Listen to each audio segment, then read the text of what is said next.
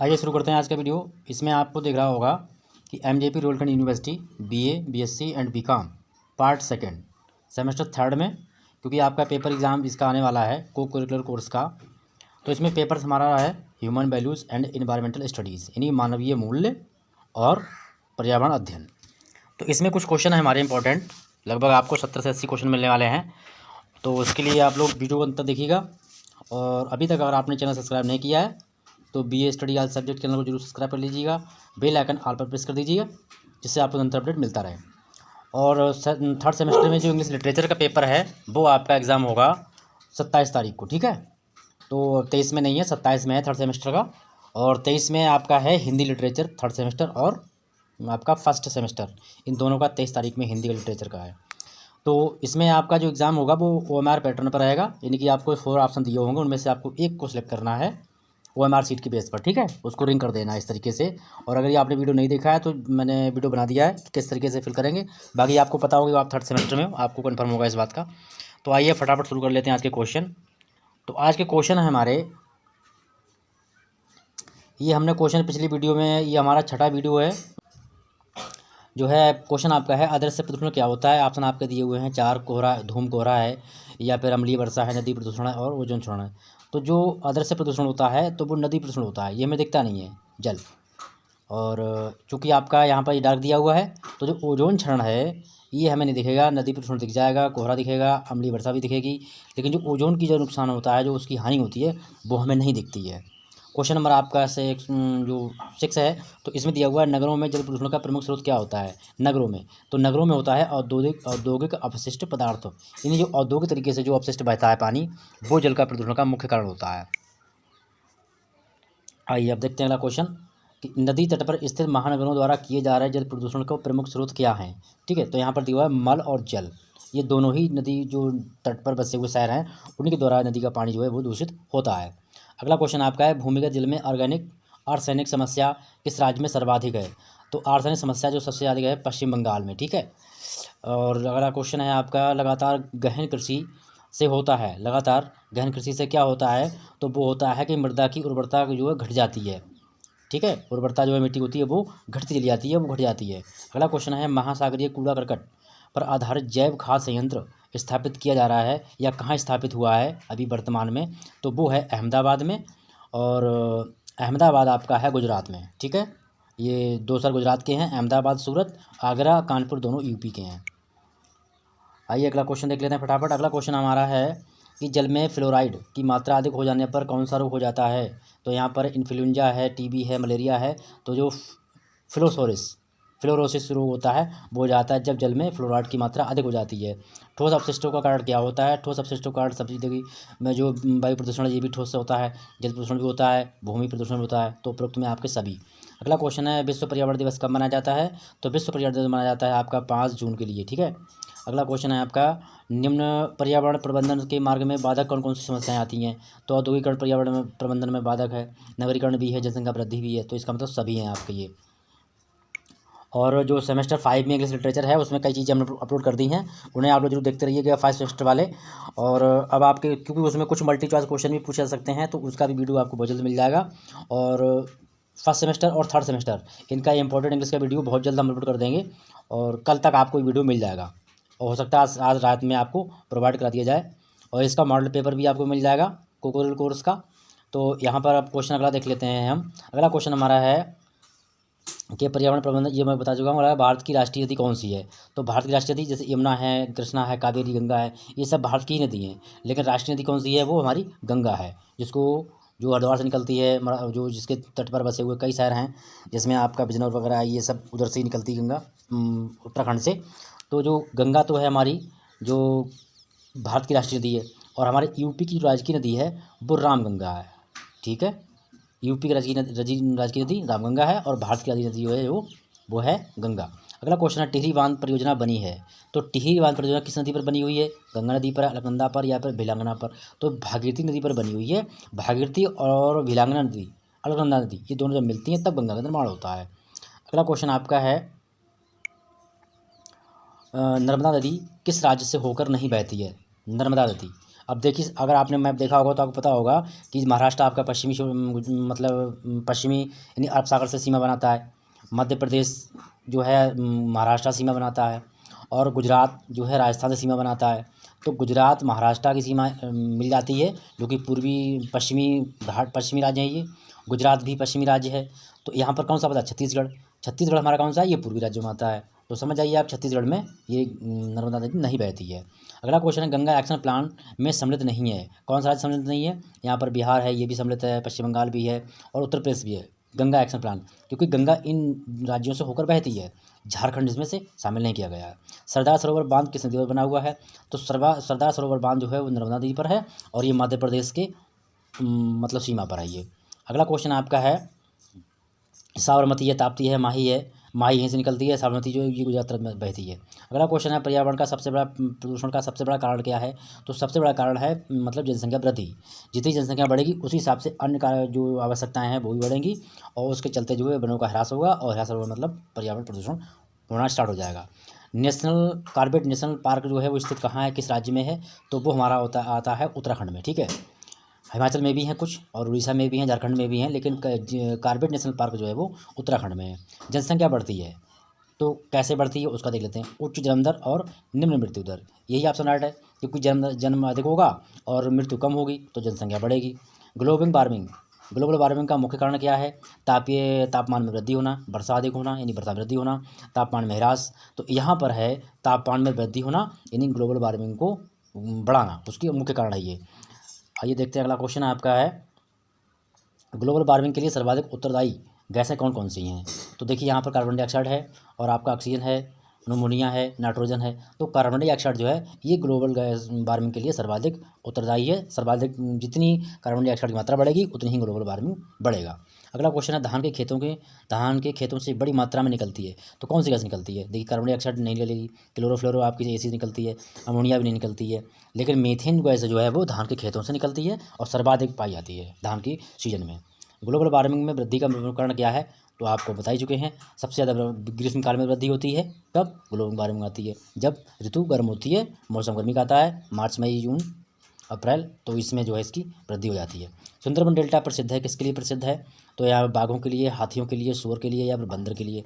तो देखिए, हाथी के लिए नहीं है, ये बाघों के लिए है। ये जो हमारा राष्ट्रीय पशु बाघ है उसके लिए जो सुंदरबन डेल्टा प्रसिद्ध है। अगला क्वेश्चन है, सरिस्का पार्क कहाँ स्थित है। सरिस्का पार्क कहाँ स्थित है, तो ये आपका ऑप्शन दिया है, गुजरात है, राजस्थान है। अगर आपने कर्ण अर्जुन फिल्म देखी होगी तो जो ठाकुर की जो हवेली दिखाई जाती है वो भी सरिस्का पार्क है, और सरिस्का पैलेस भी इस नाम से जाना जाता है। तो ये कहाँ है, राजस्थान में। अधिकांश फिल्मों की शूटिंग होती है वो भी आपकी राजस्थान के एरिया में होती है, क्योंकि वहाँ पर पर्वत पहाड़ियाँ काफ़ी मात्रा में पाए जाते हैं। अगला क्वेश्चन है, भारत के किस प्रदेश में नुकीले पत्ते पाए जाते हैं। अब देखिए, यहाँ पर दिया हुआ पश्चिमी हिमालय है, छोटा नागपुर पठार है, गंगा का मैदान है, समुद्र तटीय मैदान है। तो जो पश्चिमी हिमालय है, पश्चिमी हिमालय में क्या है, प्रदेश के नुकीले पत्ते पाए जाते हैं। ठीक है, अगला क्वेश्चन आपका है, the clean city of India. The clean city of India जो है वो है, कौन सा शहर है, नागपुर, कोलकाता, मुंबई, इंदौर को कहा गया है। ठीक है, और अगला क्वेश्चन आपका है, 132 क्वेश्चन हो चुके हैं आपके। ये दिया हुआ है कि विश्व में ऊर्जा का सबसे अधिक बड़ा स्रोत क्या है। ऊर्जा का सबसे बड़ा स्रोत क्या है, तो वो हमारा है सूर्य। ठीक है, अब आगे पहुंचते हैं फटाफट।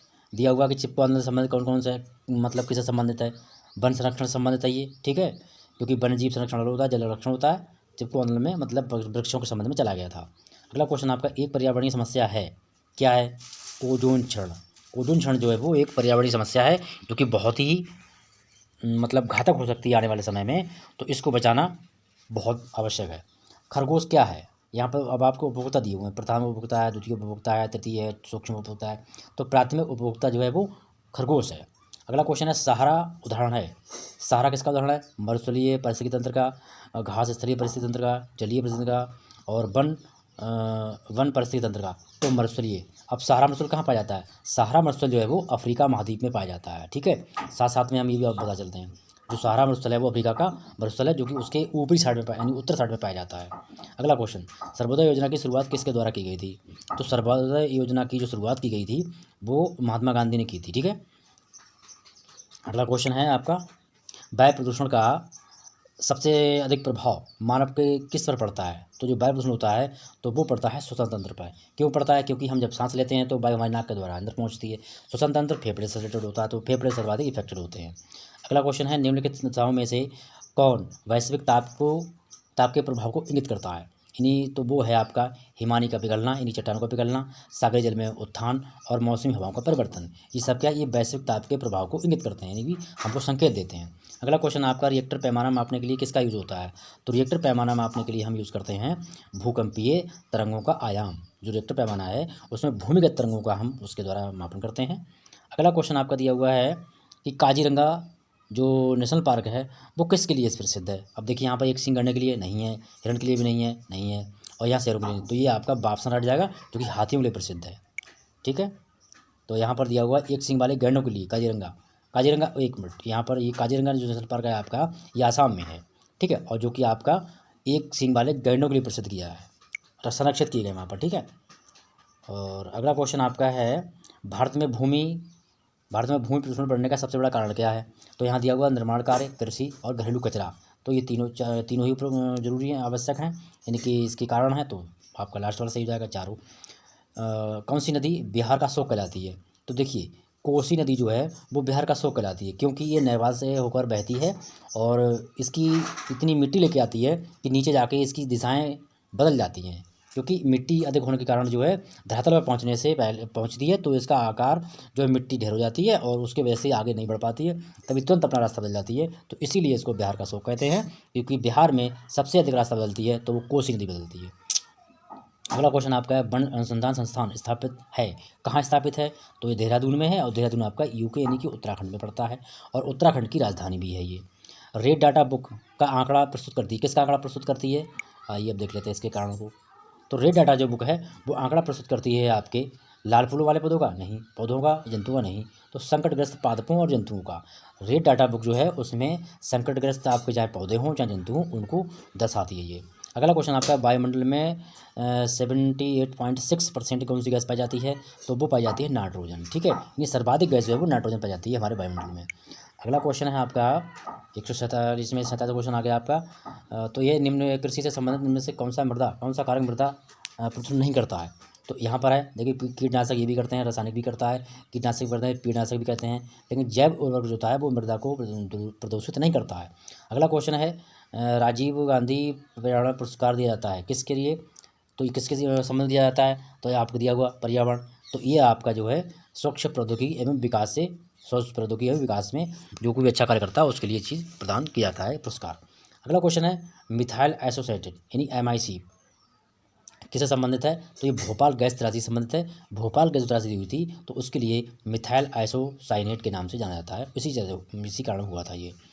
तो अगला क्वेश्चन, बाकी आप लोगों के पास जो भी सेमेस्टर आप दे रहे हैं सभी सेमेस्टर की प्लेलिस्ट मैंने बना दी है, सब्जेक्ट बहुत सारे अपलोडेड है प्लेलिस्ट के साथ में, तो जिसका नाम मिलता है उसको आप कमेंट में बताइएगा, वो हम आपको प्रोवाइड करा देंगे। बाकी आप लोग प्लेलिस्ट पर जरूर विजिट करते रहें, चाहे फर्स्ट वाले सेमेस्टर वाले हों, चाहे थर्ड वाले हों या फिफ्थ वाले हों। अगला क्वेश्चन आपका है, वातावरण प्रदूषण का सबसे बड़ा प्रमुख कारण क्या है? तो वातावरण प्रदूषण करने वाला नगरीकरण भी है, औद्योगिकरण भी है और तीव्र गति से बढ़ती जनसंख्या भी है, तो उपरोक्त में सभी चौथा वाला सही जाएगा। भू सम्मेलन निम्नलिखित स्थानों से कहाँ हुआ था? तो भू सम्मेलन जो हुआ था वो रियो जेनेरियो में हुआ था, जो कि विदेश में है, यानी अमेरिका में है। अगला क्वेश्चन आपका है, वायुमंडल में उपस्थित ओजोन परत द्वारा अवशोषित किया जाता है। ओजोन परत द्वारा क्या चीज़ अवशोषित की जाती है? तो आप आइए आपको दिखाते हैं। इसमें आपकी जो सूर्य से किरणें निकलती हैं, अवरक्त किरणें होती हैं, दृश्य किरणें होती हैं, सूक्ष्म किरणें होती हैं, परावैंगनी किरणें होती हैं, वो ओजोन परत जो है उनको अवशोषित करती है और इन्हीं से हमारी रक्षा करती है, क्योंकि परावैंगनी किरणें होती हैं वो हमारी स्किन के लिए बहुत ही हानिकारक होती हैं, चाहे जंतु हो या फिर व्यक्ति हो, मनुष्य हो। अगला क्वेश्चन आपका है, भारत में निम्नलिखित में से किस राज्य में जौरीय ऊर्जा की सर्वाधिक संभावनाएं हैं? तो जौरीय ऊर्जा जो है वो गुजरात में सर्वाधिक संभावनाएं इसकी व्यक्त की गई हैं। अगला क्वेश्चन आपका है 154, इसका दिया हुआ है, पर्यावरण का मूल घटक क्या है? तो पर्यावरण का मूल घटक क्या है? देखिए जीव मंडल भी है और आपका स्थलमंडल भी है और वायुमंडल भी, ये तीनों ही जो मंडल हैं वो जैव पर्यावरण के जो हैं मूल घटक हैं। बृहद विविधता वाला देश कौन सा है? तो भारत से अधिक कहीं भी इतनी बड़ी विविधता में एकता या विविधता देखने को नहीं मिलेगी, तो यहाँ पे हर तरह के लोग रहते हैं। पेयजल की समस्या होती है, कहाँ होती है? तो भूमि जल स्तर में कमी से होने से होती है। खारा पानी अधिक हो जाएगा तो भी होती है। उचित योजना का प्रबंधन की कमी हो जाए तब भी होती है। तो ये तीनों ही इसके कारण हैं। तो आपका दा सही जाएगा। अगला क्वेश्चन है अगला क्वेश्चन आपका है भारत के महान मरुस्थल को जाना जाता है, किसके नाम से जाना जाता है? तो भारत में एक गाड़ी बहुत प्रचलित हुई है, थार। तो थार नाम से ही मरुस्थल भी है हमारे इंडिया का, जो कि भारत का सबसे बड़ा मरुस्थल है। ठीक है, थार। तो मैंने बता दिया। सहारा आपका कहाँ है? ये पाया जाता है आपका अफ्रीका में। गोबी पाया जाता है। अकाटामा ऑस्ट्रेलिया का है। अगला क्वेश्चन है कांबे नेशनल पार्क कहाँ स्थित है? तो कांबे नेशनल पार्क कहाँ स्थित है? एक मिनट, कार्बेट नेशनल पार्क है। ठीक है, तो ये आपका उत्तराखंड में है। ठीक है, जो कि हमारे उत्तर प्रदेश से अलग हटकर दूसरा राज्य बना था, तो उसका नाम उत्तराखंड रखा गया है। सबसे ज़्यादा प्रदूषित शहर कौन सा है या नगर कौन सा है? तो वो कानपुर है, क्योंकि कानपुर में सर्वाधिक कारखाने हैं और जहाँ जितने कारखाने होंगे उतना ही वो शहर प्रदूषित होगा। अगला क्वेश्चन आपका है निम्नलिखित में किस राज्य में से फूलों की घाटी के नाम से प्रसिद्ध है? कौन सा राज्य है? तो महाराष्ट्र भी नहीं है, हिमाचल भी नहीं है। तो यहाँ पर देखो उत्तर प्रदेश और महाराष्ट्र तो हो ही नहीं सकते, क्योंकि यहाँ पर घाटियाँ नहीं हैं। अब बचा कौन सा? हिमाचल और उत्तराखंड। तो उत्तराखंड आपका हट जाएगा। अगला क्वेश्चन है न्यूनतम पर्यावरण प्रदूषण कहाँ होता है या उसका कौन सा स्रोत है? तो न्यूनतम जो प्रदूषण है वो है जल विद्युत। जल विद्युत से जो है बहुत कम प्रदूषण होता है। बाकी कोयला हो गया, गैस हो गई, पेट्रोलियम हो गई, ये दोनों तीनों ही प्रदूषण के कारक हैं। अगला क्वेश्चन है निम्नलिखित कौन सा नवीकरणीय संसाधन के उदाहरण हैं? तो नवीकरणीय संसाधन उदाहरण जो आपका है वो है जल। इससे कई हम संसाधन चला रहे हैं। इससे बिजली भी बनती है, जो बांध बनाने के बाद बनाई जाती है। निम्नलिखित से कौन सी मृदा भारत में नहीं पाई जाती है? तो देखिए दोमट भी है, लेटेराइट भी है, काली भी है। जो लोएस्ट मिट्टी है, लोएस्ट नाम की है, ये हमारी इंडिया में नहीं पाई जाती है। अगला क्वेश्चन है, देखिए अगर जैसा ऐसा क्वेश्चन आ जाए तो सबसे पहले ये देख लो कि हमारे भारत की कौन कौन सी मिट्टियाँ हैं, वो उन्होंने पहले आप सेलेक्ट कर दो, जो बच जाएगी वो नहीं पाई जाती है। ऐसे ही भारत का प्रथम परमाणु सफल परीक्षण किया गया था, कहाँ किया गया था? तो पोखरण में किया गया था। ठीक है। अगला क्वेश्चन है अम्लवृष्टि में कौन सा कारक स्रोत है?